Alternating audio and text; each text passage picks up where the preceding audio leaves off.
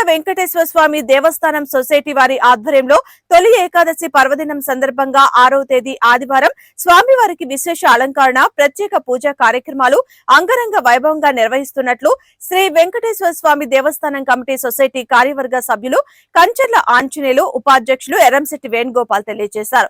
శుక్రవారం ఏర్పాటు చేసిన విలేకరుల సమావేశంలో వారు మాట్లాడుతూ 6వ తేదీ ఉదయం 5 గంటలకు ప్రత్యేక దర్శనంతో పాటు విశేష పూలాలంకరణ పూజా కార్యక్రమాలు, లలితా సహస్రనామ పారాయణం, శాకంబరీదేవి అలంకరణ వంటి ప్రత్యేక పూజా కార్యక్రమాలతో పాటు లక్ష మల్లెల పూజ జరుగుతుందని తెలిపారు.